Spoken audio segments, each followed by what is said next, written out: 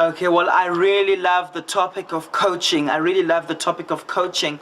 It's important to understand that there are many veneers when it comes to coaching. There are many different filters through which we talk about coaching. You can see a coach as someone who shows you the way. You can see a coach as someone who observes you. I mean, if you know that when it comes to coaching, you have to also be an observer, so you know what you're coaching someone on. When it comes to sport, you need to be observing.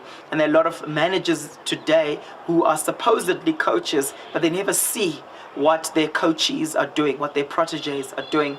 The other thing about coaching is you can coach as a mirror. And I love doing that, where I'm interfacing with individuals and I act as a mirror and I speak back to them what I'm seeing.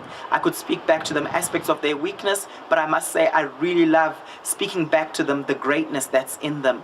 So often when I'm coaching people, I like to say to them, my job is to unlock the greatness that is in you. That's one of the marks of great coaches. By the way, when I talk about coaching, I'm not talking necessarily about consultants that are external to an organization. I'm really also talking about what many of you are, and you're the manager as coach. And I believe that if we're going to have great teams, we need managers that play a strong coaching role. One of the things about great coaches is they allow people to play their game. I remember one particular football player making that comment. They were changing from one coach to another, and he said, I love this new coach we're about to get because he allows us to play our game. That's one of the things about coaches. You're not trying to change how a person is. You're not trying to make him completely different or her completely different. What you're doing is you're making them play according to their game, play according to their style, but you're helping them to manage around their weaknesses and to build on their strengths. So I love doing this as a coach. I love showing people, man, this is your strength. Let's celebrate it. When you're coaching people in your team, just remember this. If you want to get the best out of people, people perform their best when they feel good about themselves. And one of the things a coach does is he lets people realize the treasure that's in them and he keeps speaking it to them. I remember being in a situation where I was speaking to a group of engineers. I'm not going to tell you which organization it was, but some of you are from that company. And I was speaking to this group of engineers and I said, you engineers, you're just like auditors. The way you're trained to spot the blips. That's how you're trained. And this ends up manifesting in a lot of your management styles. You end up doing what we call management by exception. This is where you just focus on, oh, this person is doing this wrong, and this wrong. If I was to ask some of your subordinates to describe their relationship with you over the last 5 years, they might say, well, I only remember when he'll tell me my mistakes.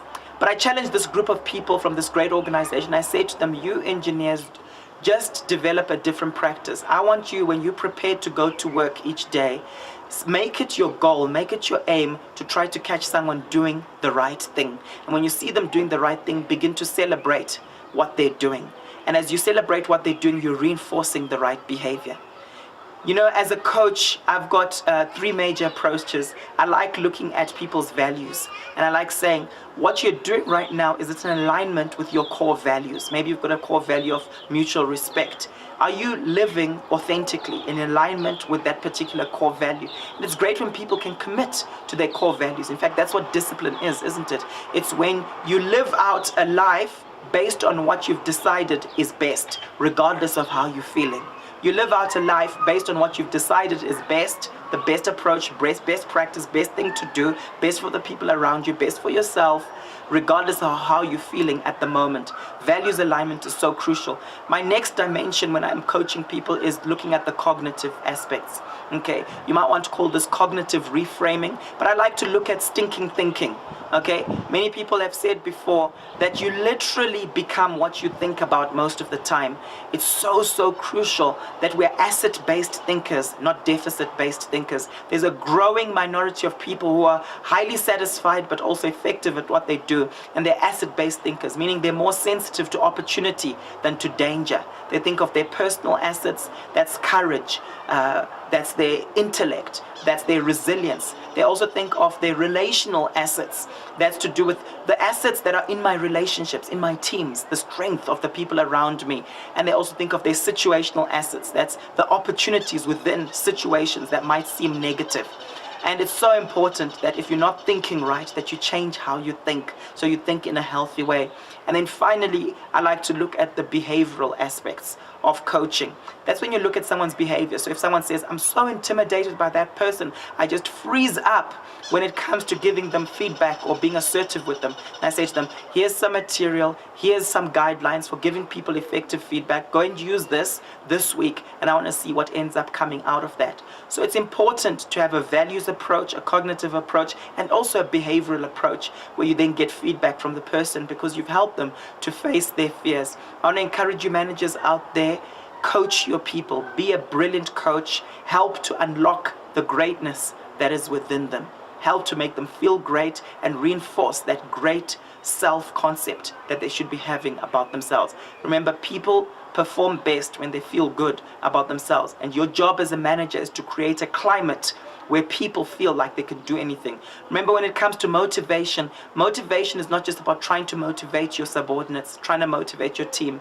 Real motivation is about creating an environment where people become self-motivated. That's what you do as a leader. Remember, leaders create climate. Leaders are social architects. Buildings around us are designed by architects. Architects design physical things, but you as a leader, you create the climate. When I come home, and I'm at my own home here in Centurion, but when I arrive home, I know I'm creating a climate, and I have to put my dad cap on, my husband cap on, otherwise I'll get in big trouble if I'm in another mood or another mode. Go and create climate where people will become the best versions of themselves through being a great coach. Thank you.